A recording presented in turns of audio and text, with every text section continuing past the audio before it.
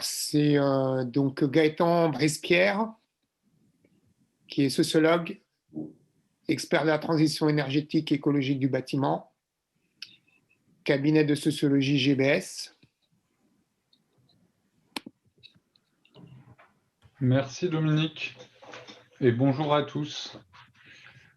Voilà, j'espère que comme j'arrive en troisième, j'espère que l'effet rebond existe aussi sur la disponibilité mentale.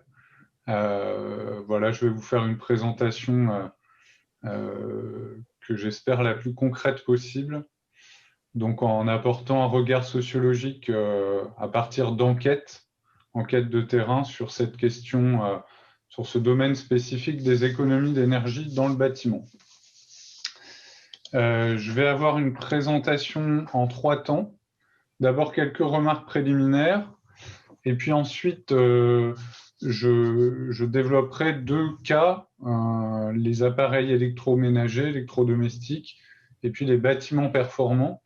C'est un peu 2 politiques étendards de la transition énergétique dans le domaine du bâtiment. Donc c'est intéressant de les analyser au regard de l'effet rebond. Alors, quelques remarques préliminaires, je serai assez rapide, puis ça fera écho à ce qui a été dit précédemment. Dans l'appel à communication, il y avait une question, le concept d'effet rebond doit-il être combattu? Pour moi, non, pas du tout. Au contraire, moi je le prends comme une occasion de sociologie. Quand les acteurs parlent d'effet rebond, finalement, ils convoquent la compréhension des sciences humaines et sociales. Et je le vois comme une notion passerelle, un peu comme quand on parle d'acceptabilité sociale ou de facteurs humains.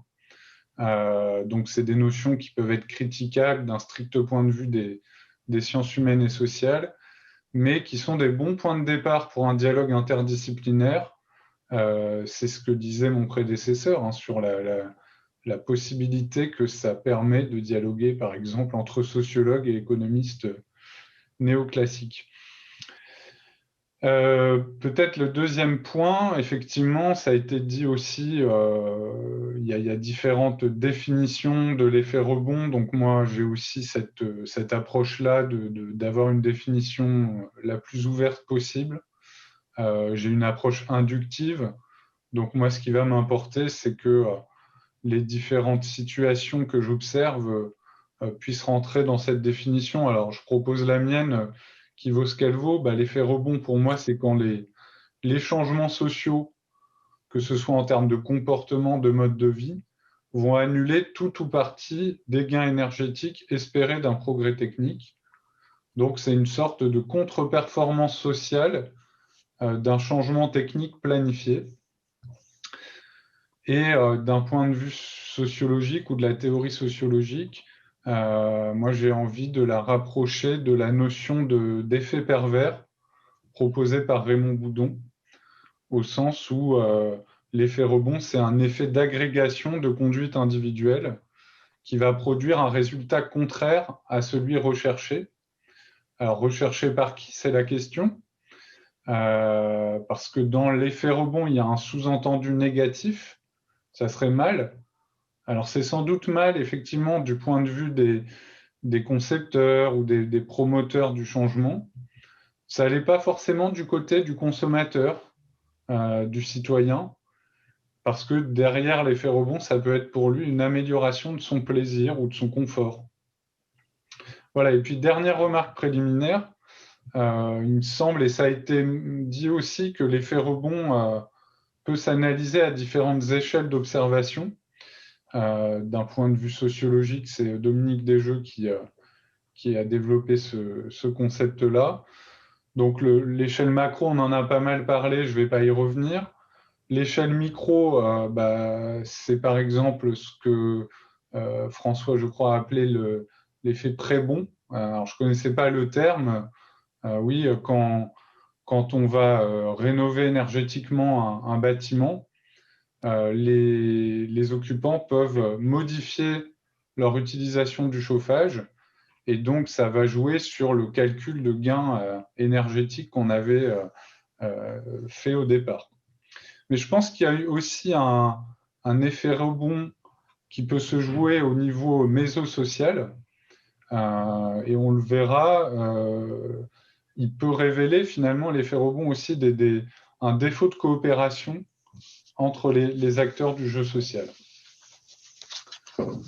Voilà, alors passons à un cas pratique, celui des appareils électrodomestiques qui est d'actualité puisque le dispositif de l'étiquette énergie a été renouvelé et la nouvelle étiquette est rentrée en vigueur il y a un peu plus d'un mois.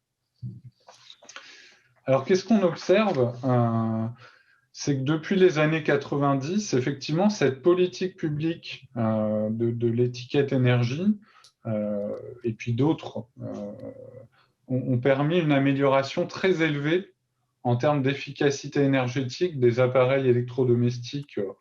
Je prendrai l'exemple du lave-linge, moins 64% de consommation, par exemple. Mais malgré ces gains d'efficacité énergétique, on voit que la consommation d'électricité domestique continue d'augmenter. Alors, il y a une part qui est liée à l'électrification du chauffage et de l'eau chaude, mais il y a une part non négligeable qui est liée à l'augmentation de ce qu'on appelle la consommation des usages spécifiques de l'électricité, donc toutes ces consommations résidentielles qui sont hors chauffage et eau chaude, donc principalement les appareils électriques en fait. Donc par exemple, plus 10% entre 2000 et 2016, là où les consommations thermiques restent stables. Alors, qu'est-ce qui peut expliquer cette augmentation des consommations électrodomestiques? Alors, deux grandes causes. Il y en a une que j'ai appelée pour m'amuser l'effet SUV. C'est le fait que, OK, on achète des appareils plus efficaces, mais on les achète plus gros.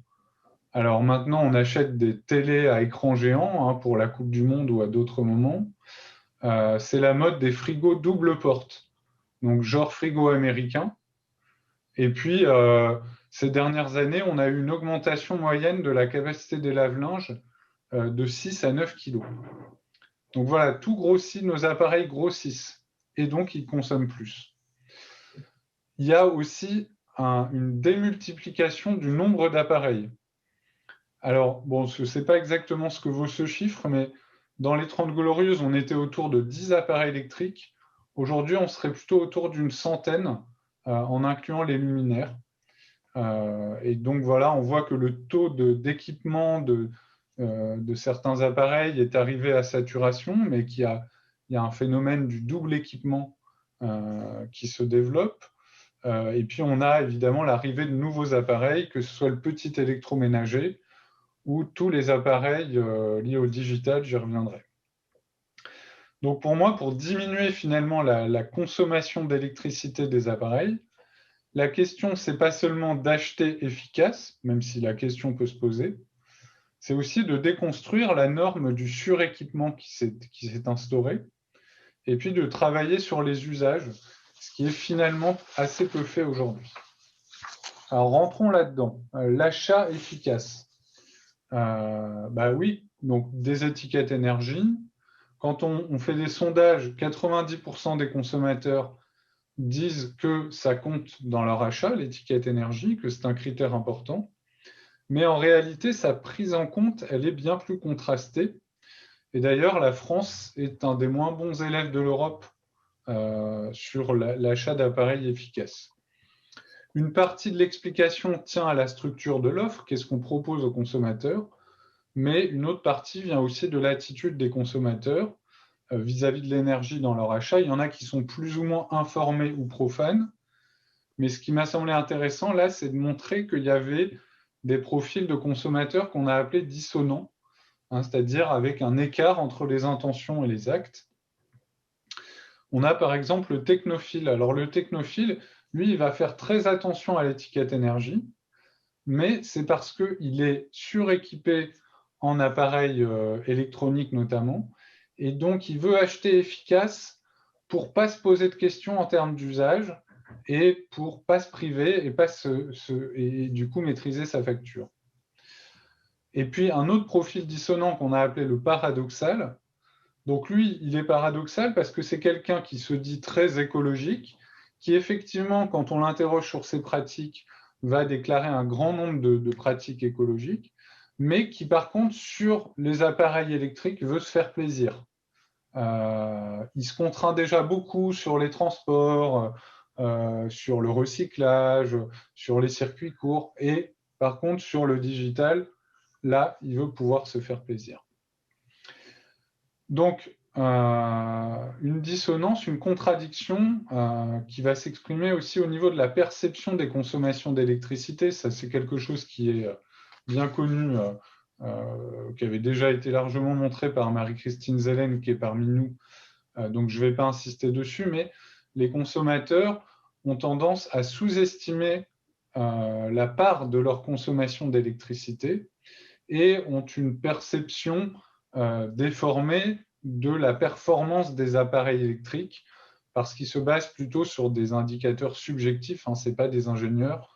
Donc plus c'est gros, plus ça consomme, plus ça fait de bruit, plus ça consomme, plus ça chauffe ou ça refroidit, plus ça consomme.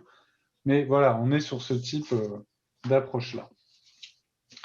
Alors, deuxième élément d'explication de l'effet rebond dans le domaine des appareils électrodomestiques, c'est cette norme sociale du suréquipement. Alors, c'est d'abord pour dire que c'est une construction socio-historique. Cette norme sociale, elle n'arrive pas de nulle part. On a eu 3 grandes vagues d'équipements domestiques qui se cumulent pour faire une sorte de tsunami. Donc, d'abord les 30 Glorieuses avec la diffusion du gros électroménager. À partir du milieu des années 70, c'est l'arrivée du petit électroménager. Alors, ça a commencé par la bouilloire. Et puis, ça ne s'arrête pas aujourd'hui puisque, par exemple, maintenant, on a des brosses à dents électriques. Et puis, à partir des années 90, on a toutes les technologies de l'information et de la communication. Ce qui pousse à la diffusion de ces appareils, ces différents types de ressorts. Donc, on a tout un discours commercial autour de la libération du temps domestique, hein, pour le transformer en temps de loisir, le temps de travail domestique transformé en temps de loisir. Et puis, on a aussi des ressorts qui relèvent de l'intégration sociale et de la distinction sociale. Alors, quand on interroge les consommateurs sur le niveau d'équipement qui est le leur, c'est assez intéressant les réponses qu'on a parce que, hormis des populations très précaires, tout le monde se dit suffisamment bien équipé aujourd'hui et avoir tout ce qui est nécessaire. Et pourtant, quand on fait faire un recensement précis de leurs appareils aux individus, on voit qu'ils ont des niveaux d'équipement très variables. Donc on voit que finalement le seuil d'équipement est très variable en tant qu'individu et la définition de ce que serait un suréquipement finalement varie énormément. Ce qui était amusant, c'est de voir comment cet exercice de recensement des appareils dans le domicile pouvait déclencher chez certains une prise de conscience d'un certain suréquipement, alors que chez d'autres, elle était déjà là et ils étaient déjà dans des démarches de déséquipement. Alors justement, aujourd'hui, cette norme sociale du suréquipement, elle est remise en question par un certain nombre de signaux faibles de déséquipement. Alors je vais les citer rapidement. On a tout ce qui relève du minimalisme ou de l'éthique de frugalité qui se développe. On a aussi tout ce qui relève de la seconde vie des objets qui se développent assez fortement. Et quelque chose qui m'a davantage amusé, c'est que se débarrasser d'un appareil peut relever d'une stratégie de régulation comportementale.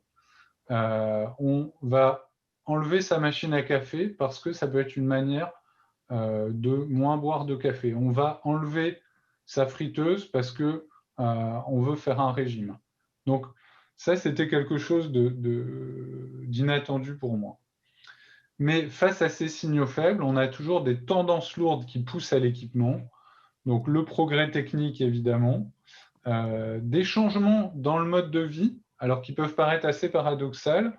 On veut un mode de vie plus sain, on veut du fait maison, mais ça se traduit souvent par l'acquisition de nouveaux appareils. Le télétravail pousse à l'équipement domestique, et puis des pressions sociales qui sont toujours présente, les cadeaux de fête des mères, mais aussi évidemment des pressions commerciales. Pensez aux enceintes connectées, par exemple. Dernier levier ou dernier clé de compréhension autour de l'effet rebond sur l'électrodomestique, la question des usages, qui est en fait assez peu abordée aujourd'hui. Les acteurs se reposent beaucoup sur l'efficacité énergétique dans ce domaine-là. On va mettre en place, pousser des appareils efficaces, et puis les usages suivront finalement. Quand c'est abordé, cette question des usages, ça l'est de manière assez réducteur à travers les éco-gestes, mais la question est plus globale, c'est comment est-ce qu'on vit avec ces appareils. Et dans nos enquêtes, ce qu'on a pu observer, c'est finalement qu'il y avait 4 dimensions de l'usage de ces appareils qui jouaient sur leur consommation. Il y a d'abord le réglage. À combien réglez-vous la température de votre frigo? Vous ne le savez sans doute pas. Beaucoup de consommateurs laissent la température de réglage d'usine, pensant que c'est la bonne. Il y a aussi l'orientation qu'on donne à ces usages. Est-ce qu'on est plutôt parcimonieux ou débridé?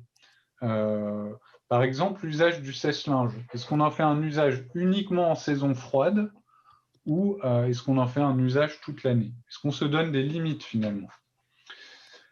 L'utilisation continue ou discontinue. Est-ce qu'on coupe son frigo quand on part en week-end ou en vacances? Eh ben, les plus anciens avaient cette pratique-là, il semble qu'elle ait disparu aujourd'hui. La question de l'entretien également, un impact un peu sous-estimé sur la consommation d'énergie. Pourtant, il y a besoin d'entretien sur les appareils électrodomestiques, sauf peut-être dans le cas du dégivrage pour le frigo. Un dernier aspect sur les usages, c'est comment est-ce qu'on se débarrasse ou pas des appareils. Et donc là, ce qu'on voit, c'est que les consommateurs, ils ont des appareils plein leur placard. Donc ça peut être des appareils d'usage ponctuel, ça peut être des appareils d'usage provisoire, on les a utilisés quand le bébé est né, mais on ne s'est pas débarrassé ensuite de l'appareil, pas du bébé évidemment. Et puis ça peut être des appareils dépassés, le lecteur de DVD, qu'est-ce qu'on en fait maintenant? Pas facile de se débarrasser de tous ces appareils parce qu'il y a une tension entre circulation et stockage. On planque les appareils, on ne les voit plus et donc ils restent là. Il y a la dimension affective, c'est un cadeau, mon conjoint y tient. Et puis il y a des problèmes logistiques pour s'en débarrasser. Voilà, donc on voit ces différentes dimensions autour de l'effet rebond dans l'électroménager, ces différentes dimensions sociologiques. J'aborde maintenant le cas des bâtiments performants. Peut-être que je peux demander à Dominique de m'indiquer le temps qu'il me reste. Oui, attends, c'est moi. C'est un peu. Une dizaine de minutes environ? Oui, c'est ça. Parfait. Donc les bâtiments performants, ou BBC, vous le savez, c'est une politique qui a été tête de pont du Grenelle de l'environnement. J'ai eu la chance de pouvoir travailler sur des bâtiments qui avaient anticipé cette réglementation thermique 2012 que vous voyez ici, à la fois tertiaire, logement collectif et puis maisons individuelles. Et donc j'ai enquêté auprès des concepteurs, mais également auprès des usagers de ces bâtiments. Je vais présenter les choses de manière un peu illustrée. Donc cette réglementation thermique 2012 du bâtiment basse consommation, c'est finalement un nouveau modèle de bâtiment, un nouveau standard technique avec de la VMC, de l'isolation par l'extérieur, avec du chauffage basse température, des choses qu'on n'avait pas avant. Et donc on impose aux constructeurs un seuil de 50 kWh par mètre carré par an de consommation d'énergie. Et c'est une consommation conventionnelle qui repose sur des hypothèses comportementales et notamment une température à 19 degrés dans les logements.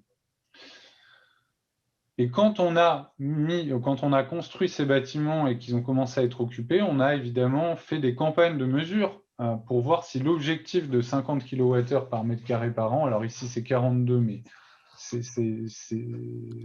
un détail, étaient respectées.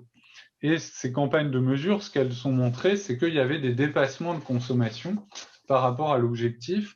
Alors là, c'est l'une des premières qui a été réalisée, mais il y en a des dizaines qui ont été faites depuis et qui montrent la même chose. Donc là, on est bien sur un effet rebond direct, finalement.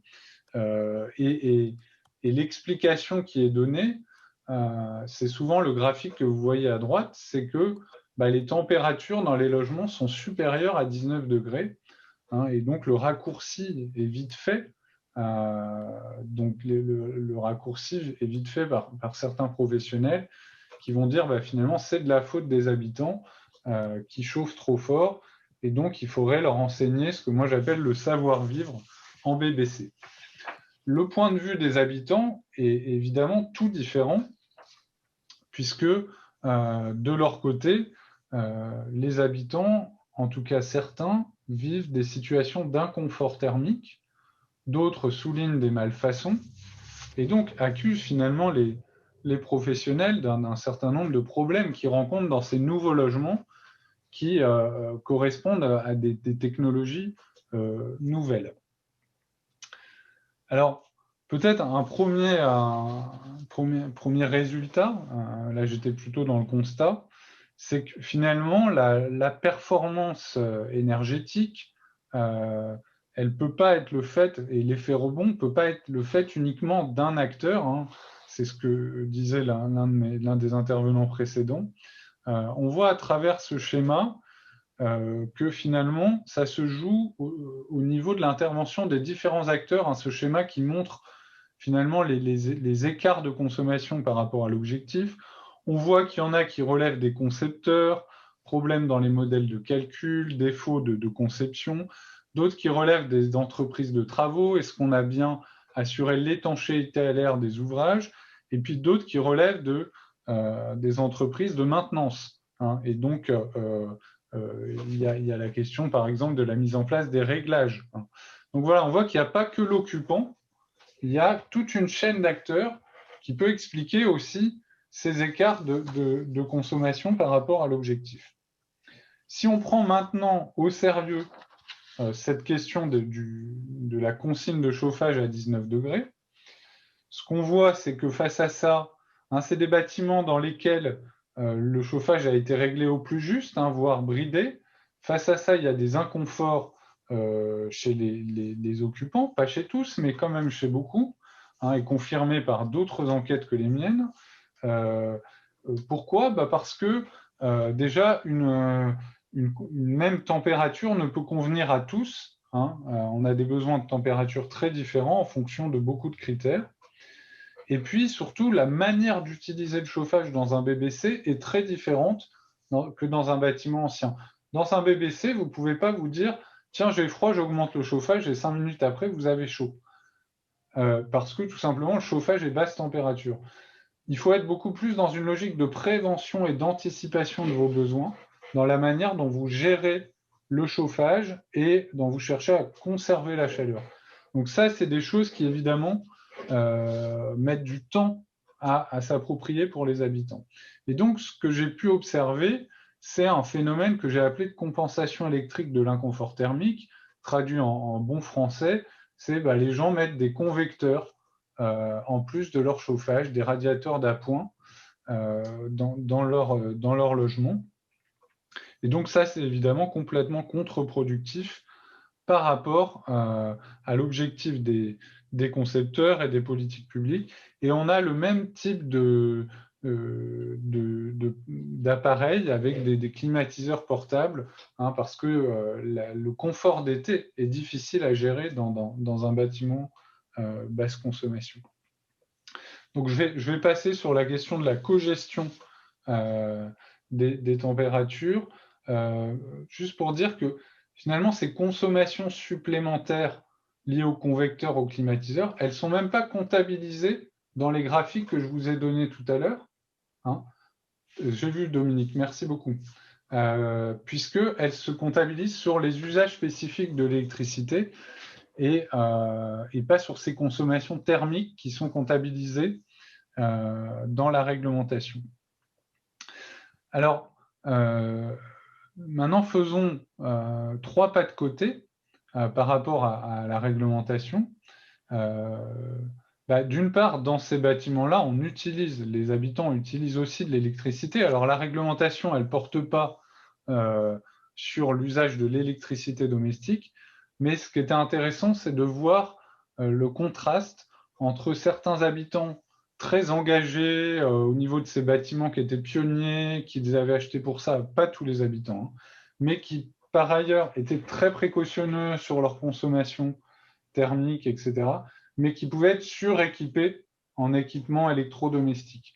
Hein, donc on retrouve cette dissonance dont je parlais tout à l'heure. Deuxième point, j'aime beaucoup montrer cette photo d'un des lotissements sur lequel j'ai travaillé vue du ciel. Qu'est-ce que vous voyez à côté des maisons ultra performantes? Vous voyez des piscines qui sont en train d'être construites par les habitants. Hein. Et donc on investit énormément sur la boîte bâtiment, mais à côté de ça, finalement, les normes de consommation dominantes sont là. Et quand on achète une maison neuve en banlieue lyonnaise, on fait partie de la classe moyenne supérieure. Et dans les normes de consommation de la classe moyenne supérieure, on a le fait d'avoir une piscine. Alors c'est vrai que c'est très agréable en été dans ces régions-là, mais ça entraîne des consommations d'électricité supérieures parfois à cause des pompes, parfois la piscine est chauffée, à l'ensemble des appareils électrodomestiques du logement. Donc ça pose aussi la question de est-ce qu'on aurait pu faire une piscine mutualisée? Il se trouve qu'il y a une piscine municipale tout à côté, mais là, on touche à la question de la propriété privée. Hein. On n'est pas en copropriété, ici, on est bien dans le lotissement, donc dans la propriété individuelle. Troisième pas de côté qui me paraissait important de faire par rapport à la réglementation thermique, c'est l'impact de la surface des logements. Parce qu'au final, on fait des efforts énormes sur l'efficacité énergétique des logements, mais ce qu'on constate, et c'est vrai qu'elle s'est beaucoup améliorée, cette efficacité, on regarde sur 40 ans, on est passé de 356 kWh en moyenne à 196. Donc c'est presque une division par 2. Mais la consommation d'énergie est restée stable. Pourquoi? Parce que l'une des principales explications, elle ne tient même pas à l'usage des appareils, elle tient au fait que la surface moyenne par occupant a beaucoup augmenté. Donc finalement, aujourd'hui, on vit dans des logements beaucoup plus grands qu'il y a 40 ans, en moyenne évidemment, et donc, comme ils sont plus grands, il faut plus de chaleur pour les chauffer. Hein. Et donc, finalement, là, on voit que ça remet bien sûr en cause tout ce qui peut être fait en termes de réglementation technique. 3 points de conclusion rapides et de discussion. Je pense que pour espérer dépasser les effets rebonds, il faut sortir du dogme actuel qui sépare d'un côté efficacité et de l'autre sobriété. Oui, nous, les sociologues, je pense qu'on est nombreux à penser ça, on n'est pas dans cette approche séparatiste du social et de la technique, hein, comme si on pouvait traiter l'un et l'autre séparément. Aujourd'hui, tout projet de transition énergétique devrait adopter une approche sociotechnique, hein, c'est-à-dire traiter les deux aspects en même temps et être surtout très attentif aux interactions et aux rétroactions entre la technique et le social. Deuxième point de conclusion, discussion, il me semble qu'il faut redéfinir la notion de performance. Alors dans le bâtiment, on est beaucoup sur ce que j'ai appelé de la performance in vitro, c'est-à-dire où on élimine l'impact de l'humain, on raisonne toutes choses égales par ailleurs, finalement, en enlevant le comportement humain. Alors, ça peut se comprendre à une certaine étape de l'innovation, mais à mon avis, quand on rentre en phase de diffusion de l'innovation, il faut plutôt réfléchir à la performance in vivo, hein, donc ça veut dire celle qui tient compte des consommations réelles, mais aussi de la qualité de vie ou de la satisfaction des usagers. Et là, on en revient à la question des besoins fondamentaux dont parlait l'intervenant précédent. Et puis, troisième conclusion, la transition énergétique, pour moi, est limiter les effets rebonds ça ne veut pas seulement dire, ou peut-être surtout pas dire, mettre sur le marché de nouveaux produits plus efficaces et avoir des politiques publiques qui poussent à la diffusion de ces produits, mais c'est changer totalement la manière dont on innove, c'est-à-dire le processus d'innovation en lui-même. Alors là, il y a beaucoup de pistes possibles. L'innovation assistée par les usages en est une. Voilà, tout ce qui est low-tech, etc., peut en être une également. Merci de votre attention. Merci beaucoup.